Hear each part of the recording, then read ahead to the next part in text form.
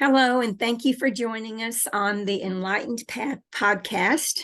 This is Patricia Walls, and today I have with me one of my divine sisters, Kimberly Rice, and I'm excited to hear what she has to share with all of us. She and I were talking just off camera about the way that we move, and with fluid, with channeling, and just as spirit leads us to move and share. And so I'm looking forward to what she has to share today. So let me tell you a little bit about Kimberly.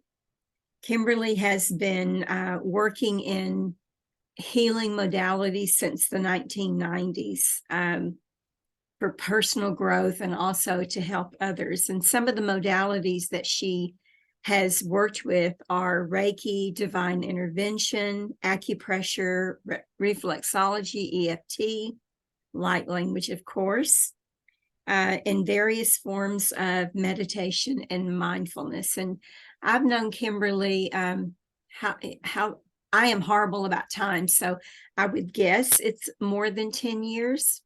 It might be a little bit less.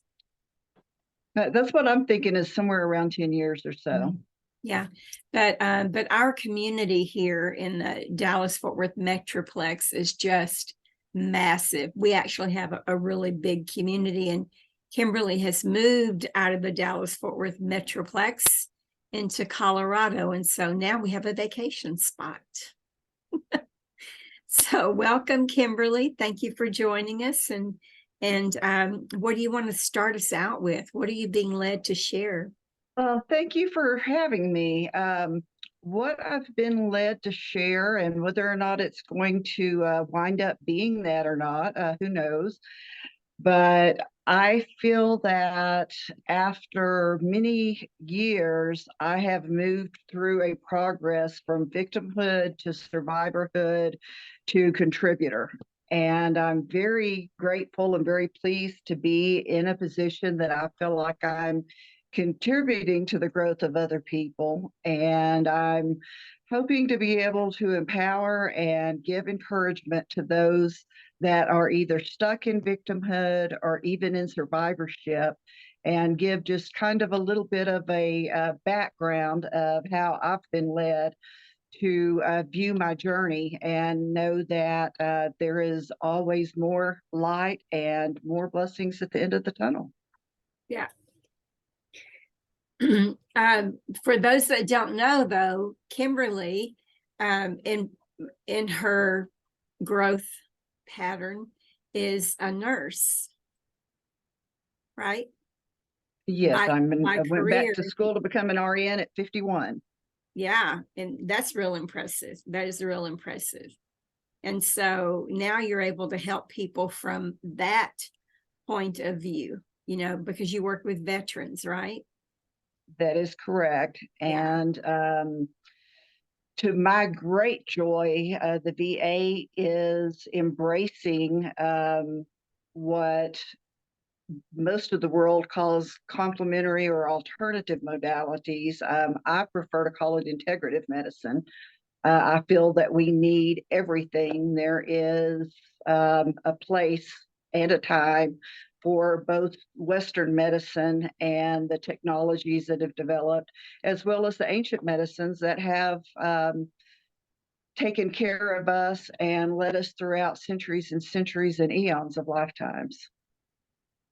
And I'm really excited to be in a place where I'm getting to kind of be an ambassador and help the VA to bring some of these other modalities in and let our veterans be able to have access to those.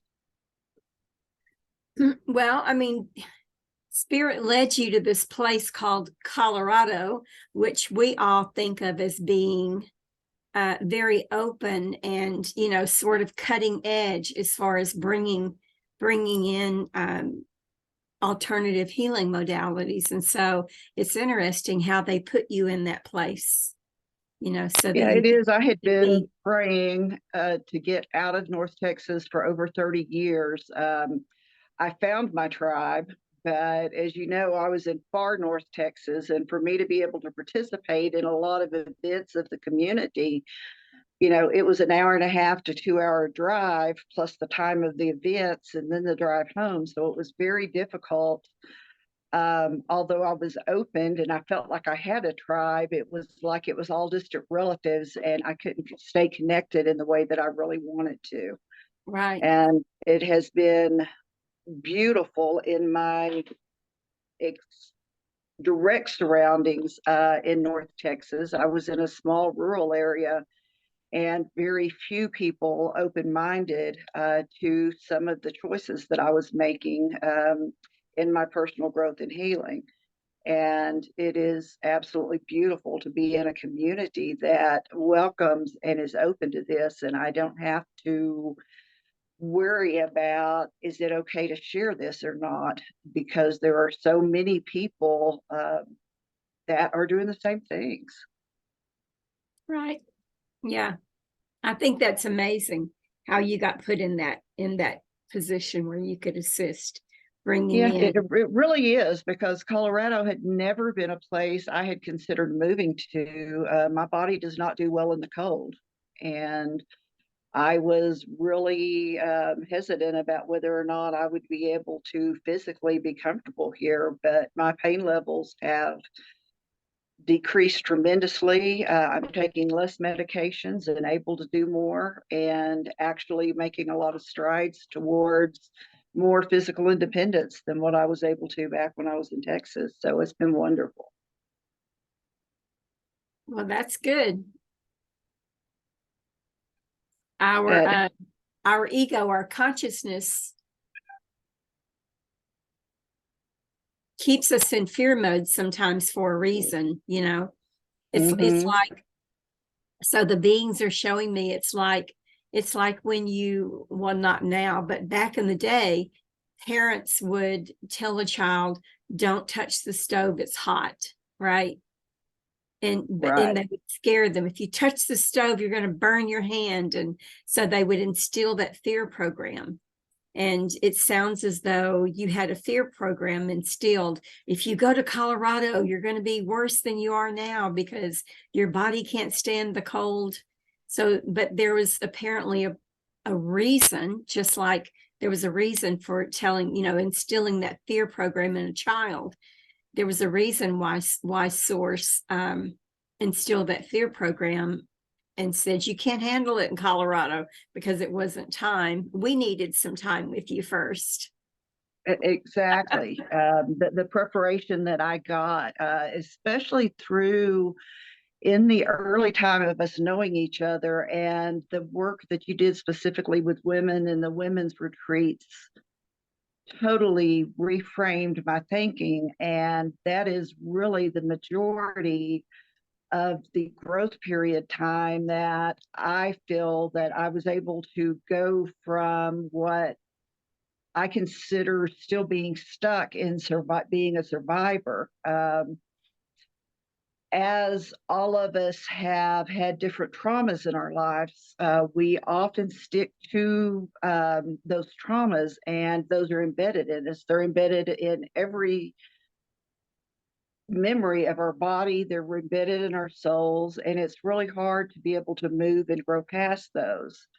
In victimhood, we stay in that fear that you were talking about. And it is a very fear-based life, that if I do this, this bad thing is going to happen, or if I don't do this, this bad thing is going to happen. Right. And we are totally allowing the circumstances in our lives to direct and control our lives and our decisions. And there is no empowerment whatsoever. We are just like a puppet, and the puppet master is running the world.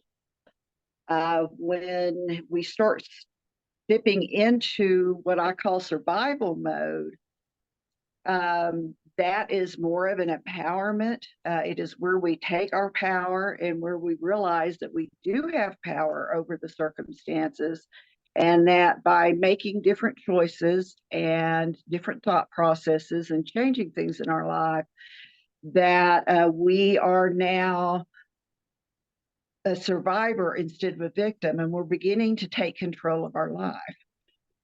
What I found happened for me personally, and what happens to a lot of people, is when we get into this survival mode, we take it too far. Rather than it being a balance of allowing ourselves to move effortlessly throughout the life in the universe, we get stuck in this very masculine part of our energies that has to be in control and has to know how everything is going. There still is not the flow and the ease in life that we hoped for. We do feel empowered and we do feel like we're in control, but in a way, we're even in less control, because anytime that illusion of control that we have is changed in any way, then that brings us straight back into the victimhood. So we're flowing through this change between I am all powerful and I'm control of my life, to I'm nothing but a puppet and there's not control over anything. And our physical bodies and our emotional bodies and our spirituality is on this giant roller coaster of life that is up and down, and it causes so many physical problems within our bodies, because we're not letting go. We still haven't let go of our attachment to that trauma. That is what is actually at this point fueling us to stay in this very powerful scenario, that when we're not there in full power, we go back to the victimhood. After going through a lot of the retreats that you had and learning differently from the group that I've been involved in Dallas on the balance in our lives, I finally started becoming what I consider a contributor, where I'm able to share my life experiences without getting triggered, without falling back into that victimhood. I'm able to not have to be in control and be able to allow spirit to work through me to bring the right people and to allow me to be able to respond perfectly at the right time.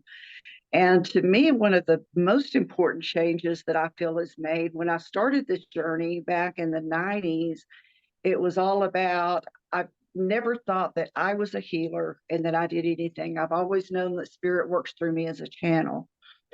However, I felt like it was my job as a healer to fix other people. And now, in this state that I'm in, I know that I'm nothing but a conduit, that if somebody chooses, I can show them the way to open up, that they can facilitate their own healing. I've grown from believing that I am a healer to knowing that I am a facilitator for others. We are all healers. We are all responsible for our own healing. We can accept or reject the help of other people to help us get to different energy levels and vibrational levels that help that healing to occur. But there is no one else, including the physical doctors. Yes, we may allow them to do surgery to remove some dead areas in our body or something that we don't have or want to take the time or energy to fix. But at the same time, that person is not what cured you. It is your body coming back together after they've removed that dead or low energy tissue or mass or whatever's happened, that allows the healing to take place and our bodies to regenerate and come back together. Right. So it's been a very interesting and long journey for me. Lots and lots of changes, and lots of changes still going on. Some of the things that I have worked through in my victimhood, a lot of people look at victimhood and they think of the sexual trauma.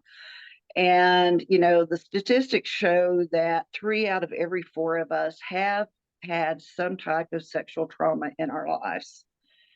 But that is not the only victimhood. With the Me Too movement and all that's been going on in the last 5 to 8 years or so, when we talk about victimhood, that is mainly where most people's minds go. For me, when I talk about victimhood, it is just there are so many traumas in life. That trauma could be that your house burned down when you were a young child and you lost everything and you didn't understand what was going on with the stress of your parents. It could be an automobile accident. It could be the loss of your parents or loved ones. It could be for children in the military that everybody thinks they have a great life. The military moved them every year to 18 months, and they were never able to get the stability of knowing how to form and nourish a relationship. There are so many different types of trauma. I experienced a little bit of all of those. I did have a sexual trauma in my early life. I also was born with hip dysplasia, and at 4 years old had to have a hip reconstruction done, was in a body cast for a year, and had to learn how to walk all over again, and then have suffered with arthritis and physical ailments since I was about 8 years old. I've been in chronic physical pain. I had many other health issues over the years. I have had many surgeries. At one point in time, I was told by a doctor I would be on disability the rest of my life because I had failed surgeries on my hands and wrists for carpal tunnel surgery, and told I'd never be able to lift more than 5 pounds, that I would have to give up my job in customer service because I would never be able to manipulate a keyboard again and needed to be on disability. I also, shortly after that, developed severe fibromyalgia that the doctors were recommending that I go on disability because they didn't think I would ever recover. And through the grace of God, through the universe and having an open mind and sheer determination,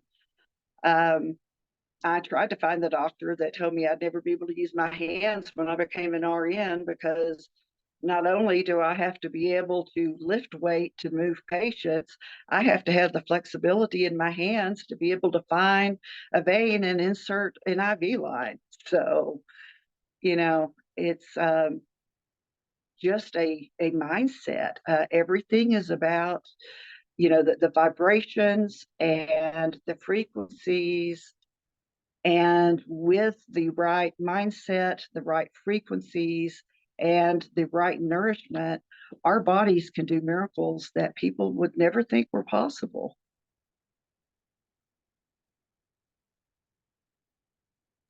And I am feeling, you may not have, but I'm being told that you have either a statement or a question to jump in here now. No, I have myself muted because my kids are here and they're getting a little rowdy. And so I had muted myself for a minute, but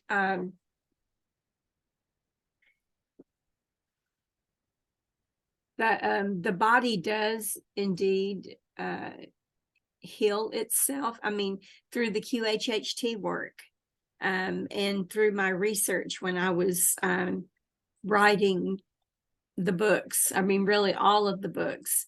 There's just so much information out there about how the body can heal itself. It can regrow organs that we're told it can't regrow. And the body's just an amazing thing. And I had a conversation with someone yesterday, and the conversation was in relationship to multiple personalities, schizophrenia. And speaking of, I'm really surprised that you didn't move into the realm of psychology instead of nursing. For some reason, I would have thought that you would have moved more into the realm of psychology, but maybe. Well, and actually I have. I'm actually in the realm of mental health now. When I was in Texas, I was limited to the opportunities that were available. And the opportunity that I got that I am so excited about here in Denver is the VA in Aurora is opening up a new PTSD inpatient program that I will be helping to open that up. Our building is not complete. So in the meantime, I'm in limbo and I am unofficially working in the outpatient mental health realm. I have been able to learn to facilitate TMS treatments for depression, which is transcranial magnetic stimulation, where we use magnets to stimulate the brain to increase the dopamine and the serotonin and redo the circuits to be able to help potentially get people that are medication resistant out of depression or decrease their depression. I've been trained and now I'm able to facilitate and help with esketamine treatments, which is a cutting edge hallucinogen where intranasally the veterans they administer to themselves under the supervision of a doctor this hallucinogen. And then as an RN, my job is to stay there and monitor them and assist them with whatever happens as they start to have their experiences from this.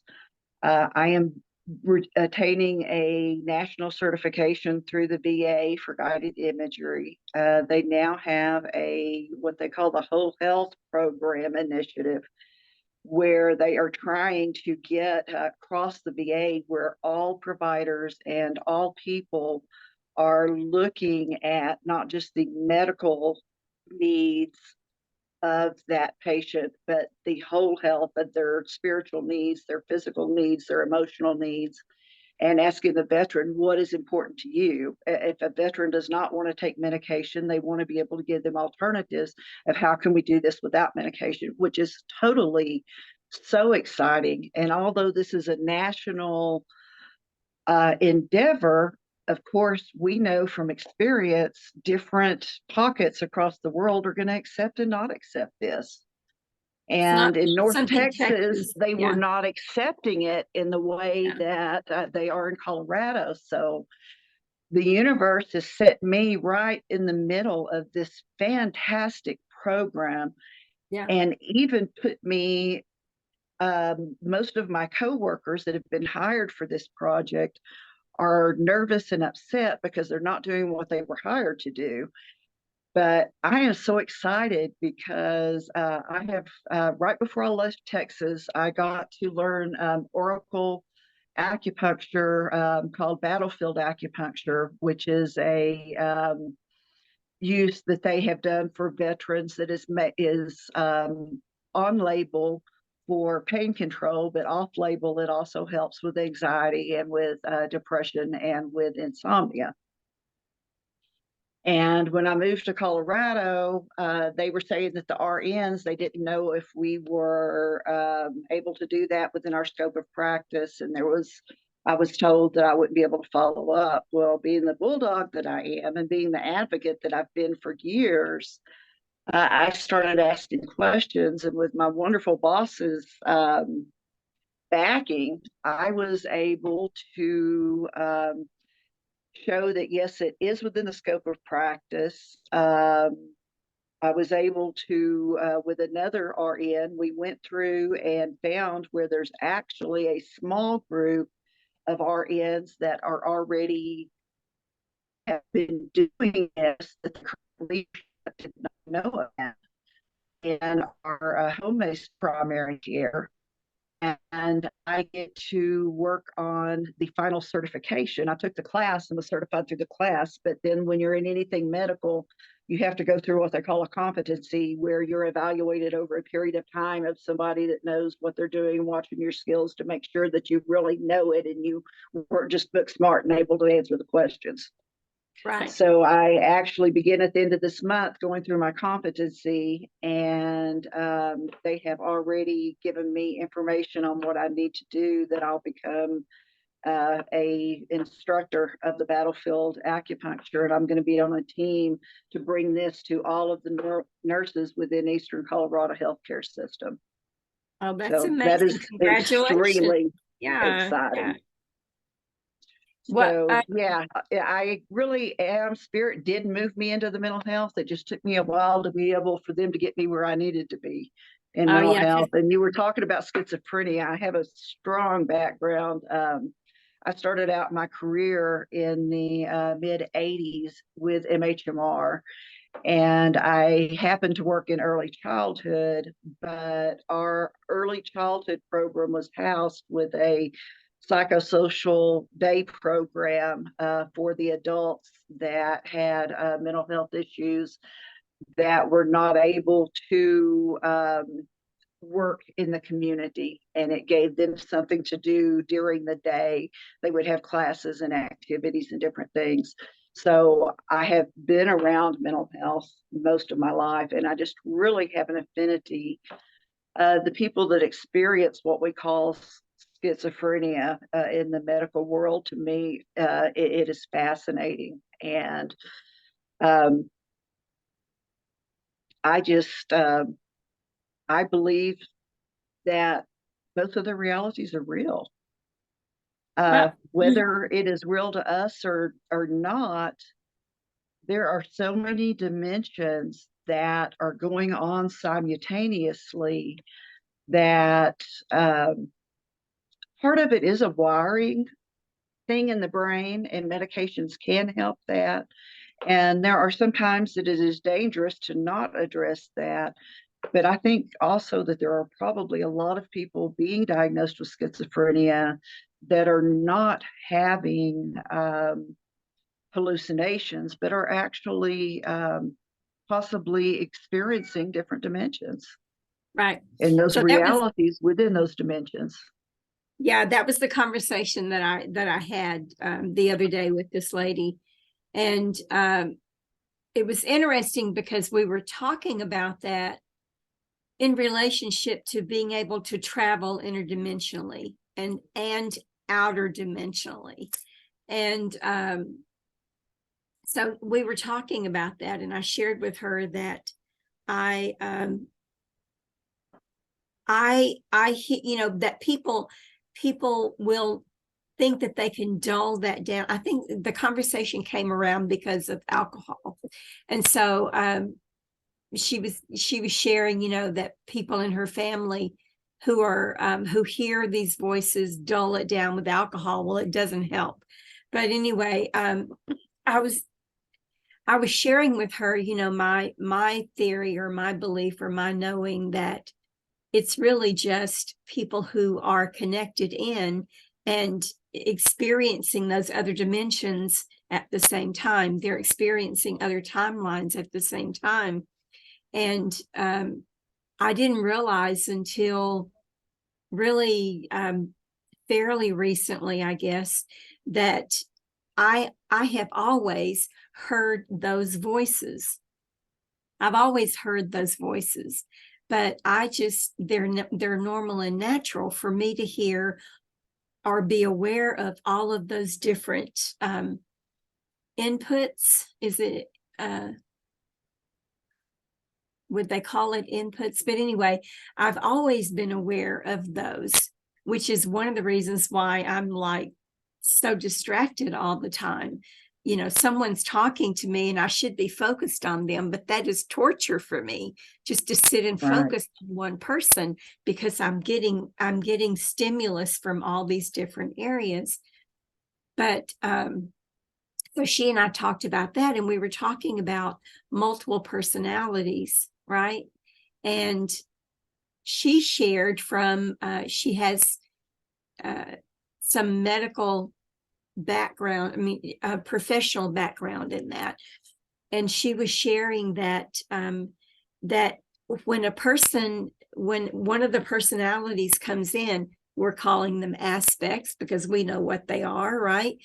So when that aspect of that person comes in, she was sharing from a medical standpoint that if aspect A had diabetes, okay, and aspect B didn't have diabetes, that they were able to actually do like a finger prick, right, and prove that aspect B didn't have diabetes, but it was the same physical human body that they were in, right? And so I found that so fascinating, and I really appreciated the confirmation of it for this reason. The reason is when you talk about a walk-in, when you talk about a walk-in experience, and I've had a few of those, right? So for me, a walk-in is when a higher aspect of you walks in. So aspect A is not doing well in the human realm, and aspect A is ready to get the hell out of here, right? But aspect B says, and aspect B is always a higher vibrational being. It's not the same as schizophrenia, because sometimes, I mean, multiple personalities, because sometimes aspect B is a negative in multiple personalities, but a higher aspect of you comes in. And I've experienced this where my food likes and dislikes will change. I've had medical conditions change when a walk-in comes in. I have things that I no longer have that I had before the walk-in. I mean, like high blood pressure, whatever, that I don't have when that essence changes. So I don't even know why I'm sharing this, but it was just so very interesting that she was able to confirm that. And through the conversation, I shared with her Laura's experience with the man who has the equipment to do voice pattern recognition. Do you remember me sharing that story? Yes. I share it usually during the light language gallery, but so for those of you who are listening and don't know that story, so Laura shares the story during the galleries of this man that builds robots, and he's just a science nerd all the way around, and he wanted her to be the voice of one of his robots. And so she's like, yeah, I can do that, because she's got a really beautiful voice. And so she agreed to go over, but she wanted him to test this theory with her. And so he recorded her reading out of a book for the robot, and then he set that voice pattern in his equipment. He set that voice pattern. This is Laura, and I don't know what they're doing in there. And then he had her speak light language on a separate recording. And so he set that voice pattern. And when he compared the two, he said, if someone took you to court, they could not prove that this was you doing light language, because the voice pattern is entirely different. And so that conversation sort of flowed into the conversation that I had with this young woman yesterday or the day before, I forget. And about multiple personalities, and that aspect A is different from aspect B, even medically, even chemically, even brain chemicals, besides, of course, fluids and all of that stuff. And so I just find that all amazing that now we are getting confirmation. I guess all of this rolls around to confirmation. We're finally getting scientific confirmation for what we already knew. And it is amazing. I found out just last week that there are actually several of the VA facilities that offer Reiki therapy to their veterans. Right. We have been working for years and years to have Reiki and energetic healing validated. Mhm. And, there were a few studies that they were kind of went along with the healing touch and some of the quantum touch, but that's as far as they were going to go. There's no way they were going to go into the Reiki and, into some of these other more elusive explanations. With the healing touch and the quantum touch, they were able to justify of, yes, you are touching this body, so we can measure that. But when we were first beginning with a lot of these energetic modalities, and that includes a lot of the shamanistic modalities, using the drumming, using rattles, the different vibrational techniques that are used in shamanism to help the body to bring itself into balance and be able to heal, is something that has just been so elusive for so many years. And I find it just absolutely fascinating. Now we can go, onto YouTube, and for absolutely free, we can play the right frequencies that have the frequencies of the different aspects to be able to help the body either get rid of potential diseases or Right. strengthen certain organs. They have broken down the solfeggio frequencies. There's 9 different frequencies that are supposedly the perfect frequencies that make up all of life force in its positive forms, that you can use those frequencies.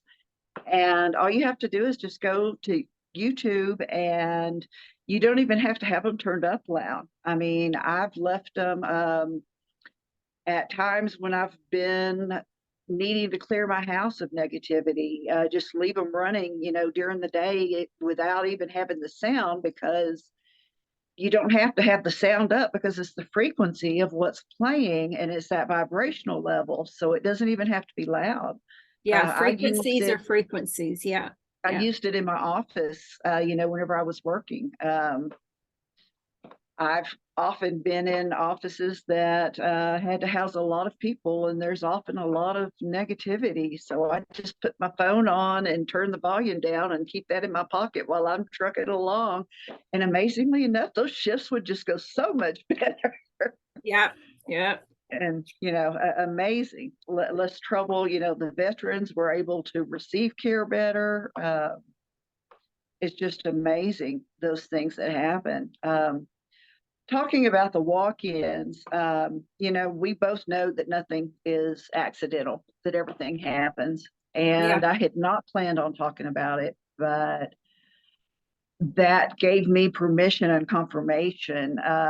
As you probably remember, back in 2017, I was in nursing school.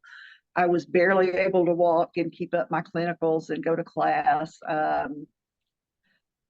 Due to the hip being misaligned from birth, even after they did the hip reconstruction that made it to where it stayed in socket most of the time, but my body wasn't balanced and level. I had to have a 2-level 360 fusion. And myself was tired and exhausted, and we discussed that my soul was thinking about allowing someone else, another aspect of me to come in. And I Yeah. was having trouble. I was still in survival mode 90% of the time at that time, and I was really having a lot of trouble letting go and giving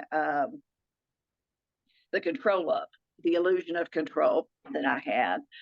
But that did take place. And 2 or 3 years later, I was faced with having to have a total hip replacement that I had been hoping to nourish another 5 years out of. But actually, I was told when I was 16 that I needed a hip replacement then, but they wanted me to try to wait until the new FDA approved cement and stuff that they were using came out, got approved by the FDA so they could use it. Well, I went from 18 past my 30s into almost 60 before I finally got to where I couldn't walk and I couldn't bend over. I was having trouble getting in and out of the shower, couldn't do my own toes, couldn't shave my legs, and finally got to a pain point so bad that I had it. And I had been this new aspect of me that had taken over for that 3-4 years or whatsoever. The original aspect was still very aware and very unhappy that that aspect was not doing what it felt was my body's life purpose or my soul's life purpose. So there was this big argument back and forth, and basically kicked that aspect out, and the original aspect came back in. And I feel so funny even just talking about this. I don't know No, why I do, it's an but agreement. I guess It's it's an because agreement. I, And I feel vulnerable that no one in the world's gonna, do this, and it's something that's not talked about a whole lot. But well, who cares? I mean, the whole point, of this, exactly, is I for mean, us to there's, normalize things that and I guess that's why you brought it up, is because I'm very aware that there are so many of these things that are not normalized. And that is our hope, is to give that consciousness and that conscious expansion to be able to normalize these things that are hidden in the closet and never talked about.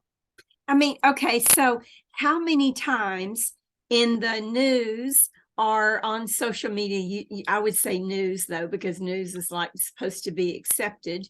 So how many times have you heard of people who were raging alcoholics, right? And they had an automobile accident, or they had an aneurysm, or they had a heart attack.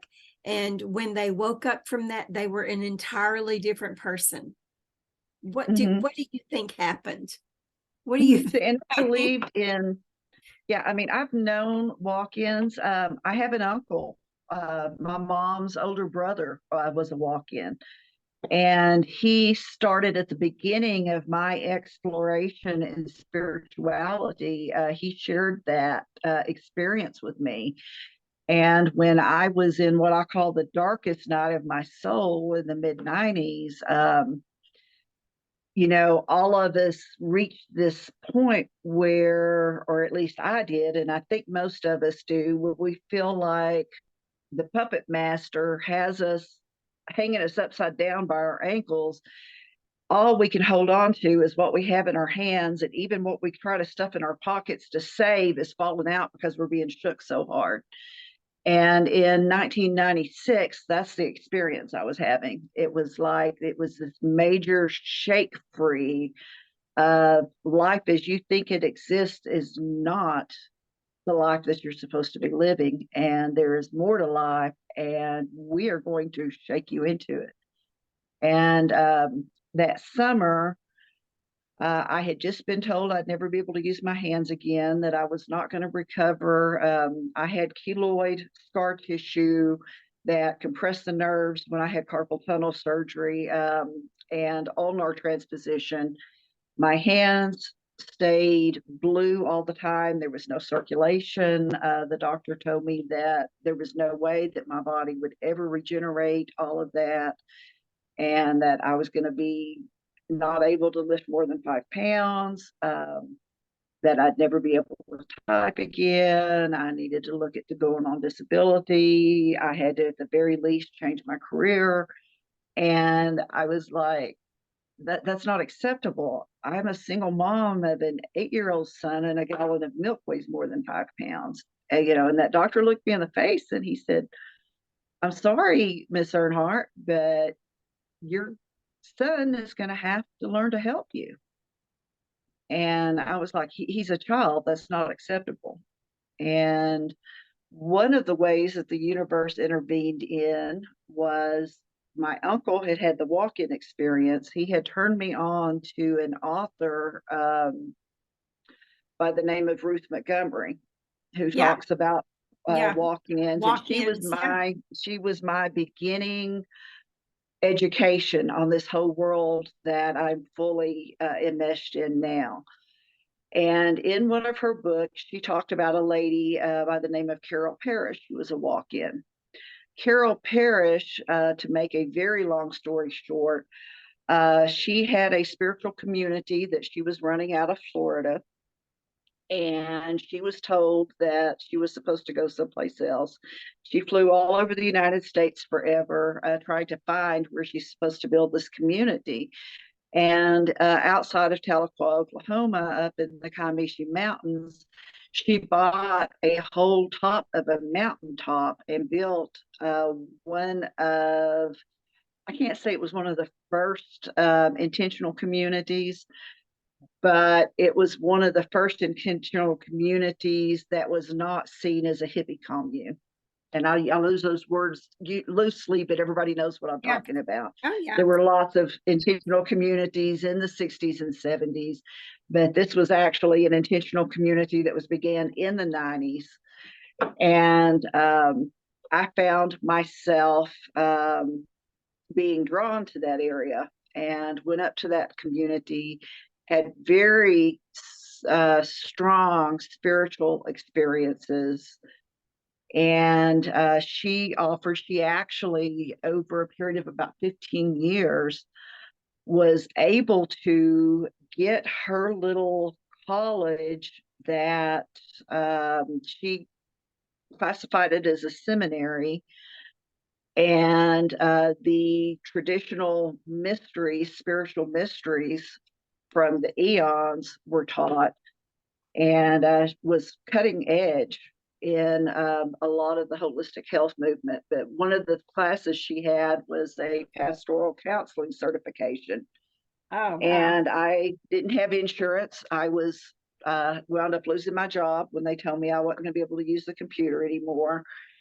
And it was cheaper for me to go to experience this pastoral counseling certification over 3 weeks up in the mountains than it was to hire a counselor. So that's how I actually began my spiritual journey, was with a lady that is a walk-in that did fabulous, fabulous things that nobody would have even thought at that time was possible.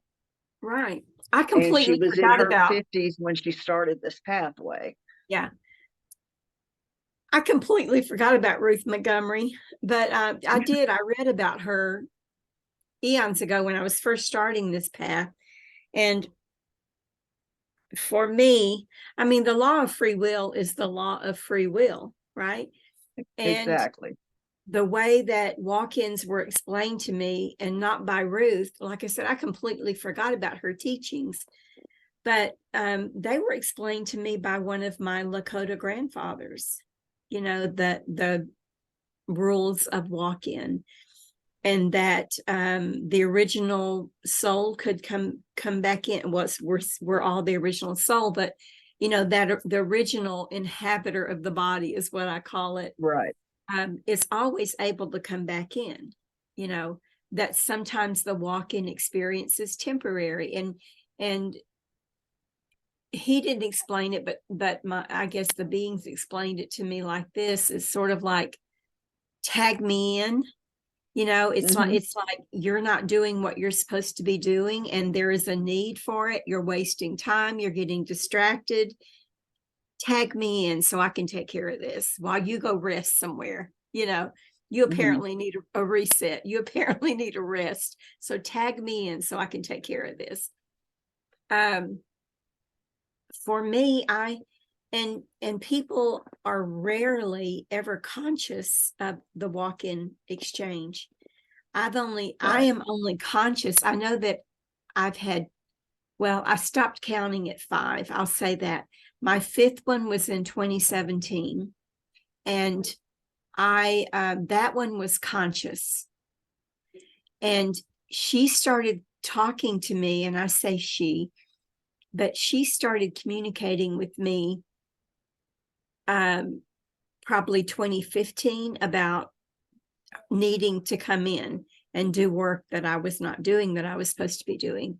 And I was like, and she was very forthright about what was going to occur and the changes that were going to occur in my personal life. And I was like, that ain't happening.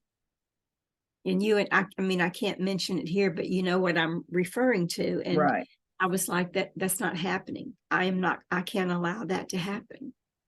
And so I basically told her, no, she cannot come in. And not shortly after, because this was over a 2-year period, but at one point I started having gallbladder problems. And when the doctor diagnosed me that this is what it was, I was like, well, take it out, because I was getting ready to go to the UK.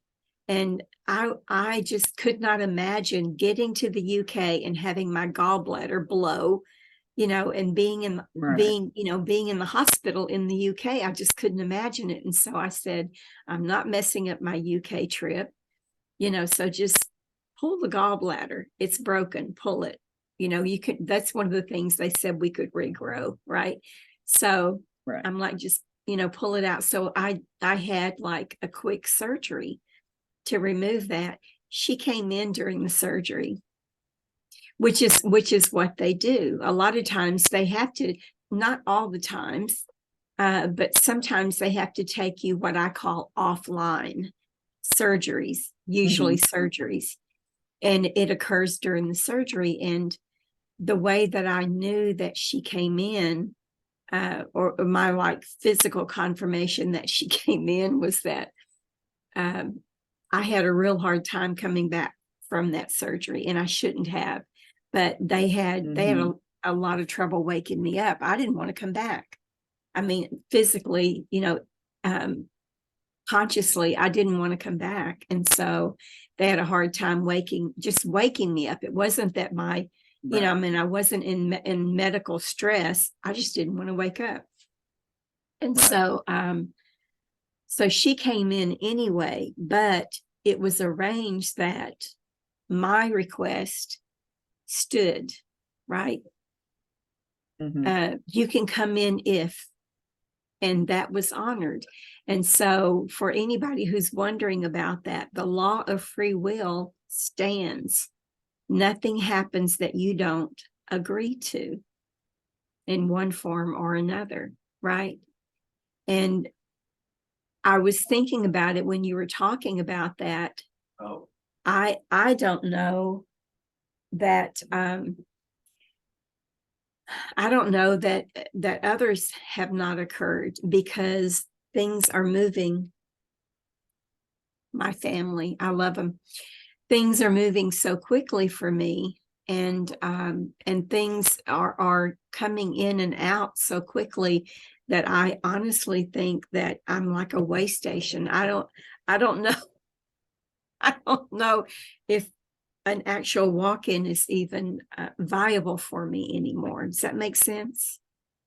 It really does. And that's really interesting because, you and I had talked on occasion that the property that I had in Texas, I really felt like it was a way station.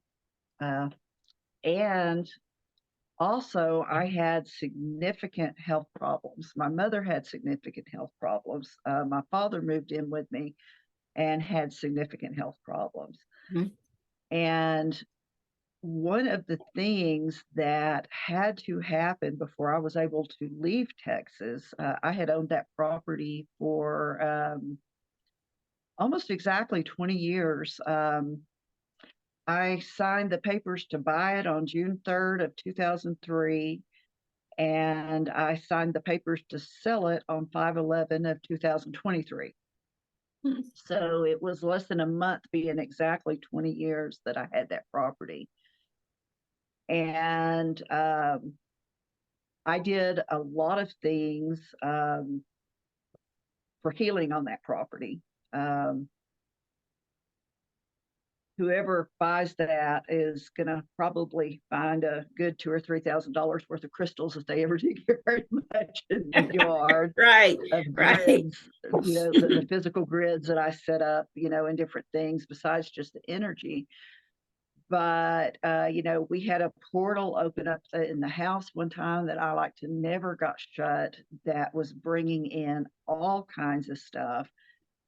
And during my research, a lot of the area there around North Texas and within 100 miles or so of the Red River, there was a lot of Native American wars and casualties and stuff that happened in that area. Right. And I had kind of been told when I got the property that I needed to have a ceremony honoring those that had died on it and had been there before. And I didn't ever really know how to make that happen. I kept thinking, well, I'm going to have to bring a shaman in and I'm going to have to get somebody else. And I can't remember if I ever talked with you. I talked with Lawrence Jordan about it, at one point in time. I don't know what I'm supposed to do. And I do remember exactly Lawrence telling me, sit in it and spirit will tell you whether or not you're supposed to call anybody else. He said, but there's a possibility it's just you. Well, after years and years of doubting myself, it was just me. And once I finally had that ceremony and honoring, which was not a big thing it was me. My mother wasn't even allowed, and, wasn't, I don't want to say allowed, that's not it. My mother was not even a part of that.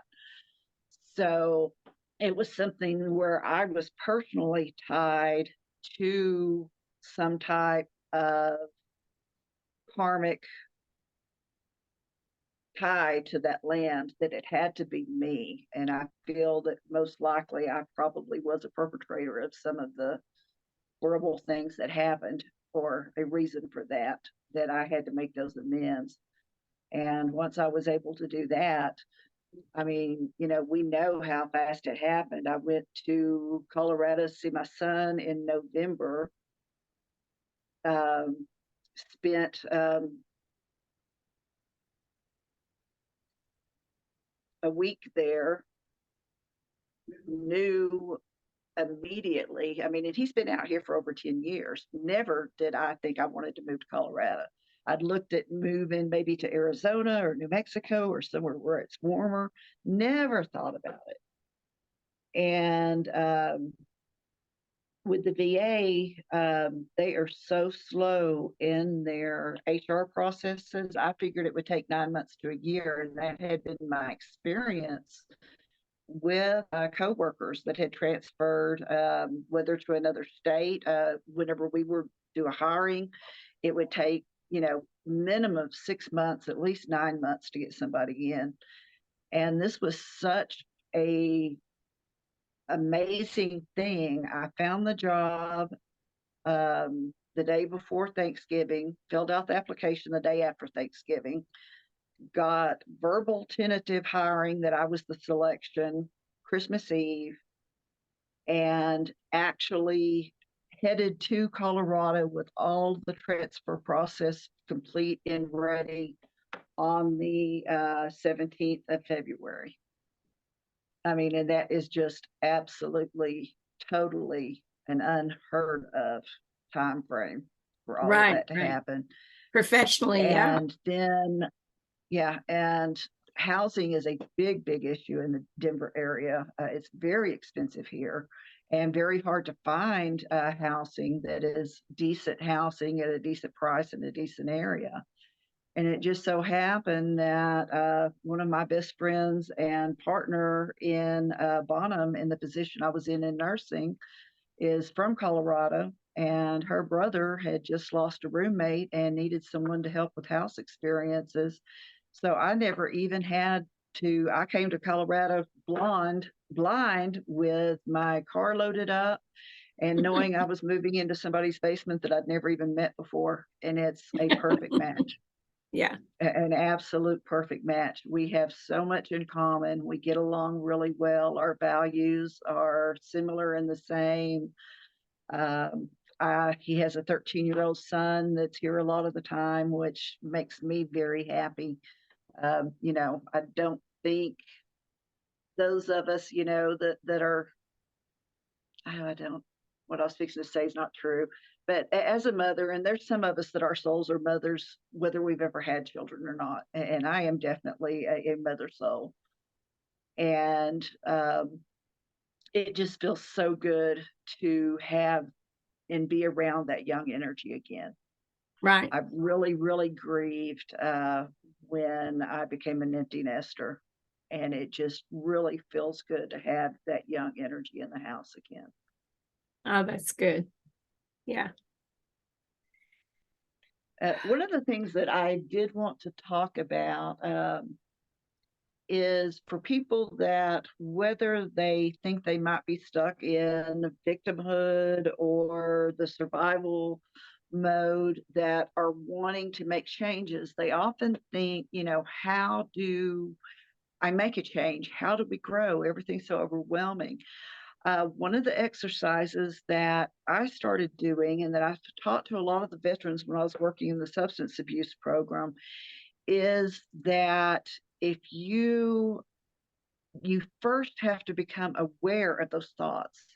Until you're aware that you are having what AA calls stinking thinking,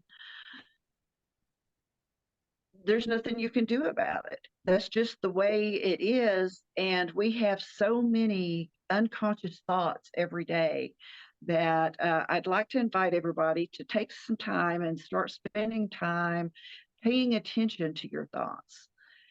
And you have to make a decision on whether or not those thoughts are something that you want to be a part of your lifestyle and your thinking.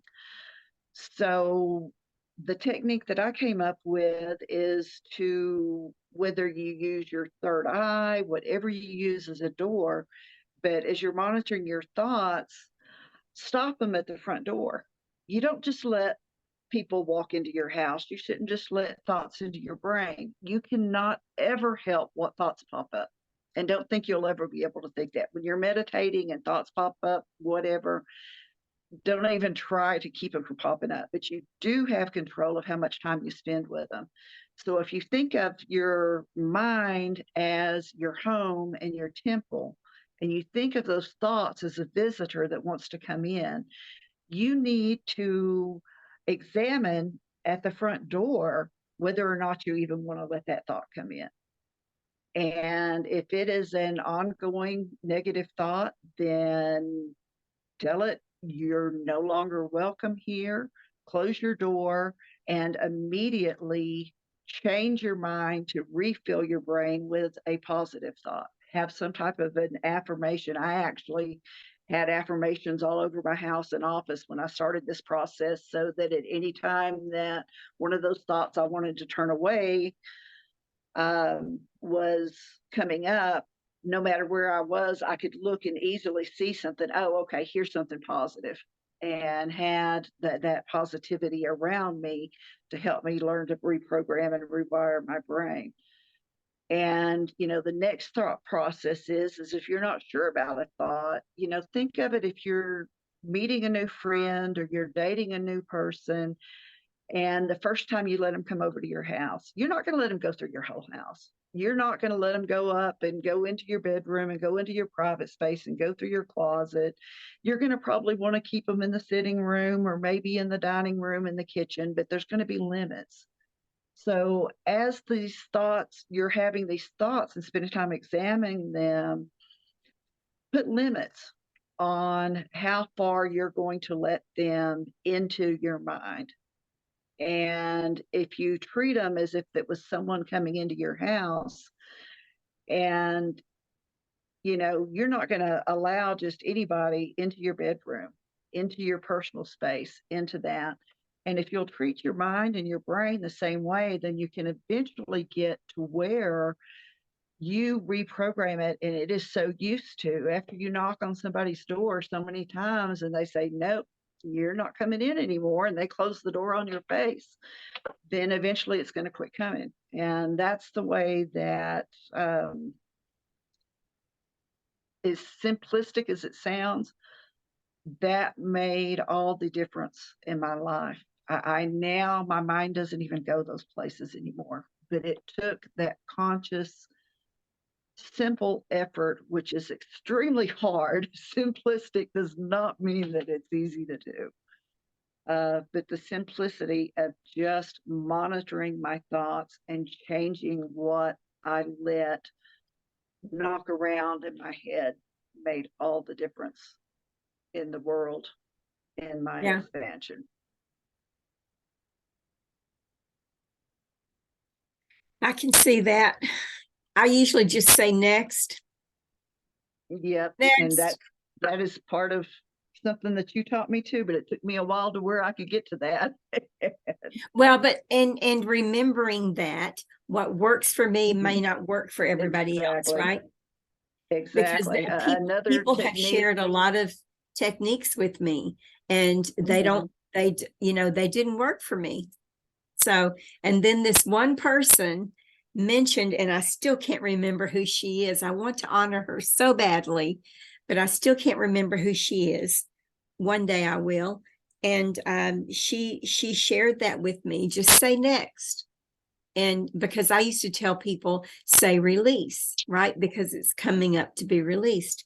And then she shared the tool of next, and next works so much better for me than release. So, I mean, there's not a wrong way, really, um, No, not to at all. do whatever works for you. Just find what works for you. Yeah. So, what is next for you? Oh, you mentioned Oh, this new program. That's what's next. yes, it is still coming together. I took a leap of faith last week and committed to a website for 3 years. Have not sat down to get that website set up yet. I back when I was in nursing school, I was working in between semesters. I worked nights, and one night came to me so strongly that I set up a Facebook page, and it's called the Home Project, and that's HOME, which stands for Health Optimization, Motivation, and Education. And I've known from the beginning that now they're kind of calling them nurse coaches. I don't really feel resonant with that terminology. I don't know exactly what it is I'm supposed to do. Also, during the time when I came up with and was shown that acronym, we had one of the women's retreats, and I was struggling on what I was supposed to be doing to help society and to fulfill my purpose. And I'm not real big on labels, but also the integrative ambassador, integral, integrative medicine ambassador came up. So I feel like I'm supposed to educate and help people learn about all of the different healing modalities that are available.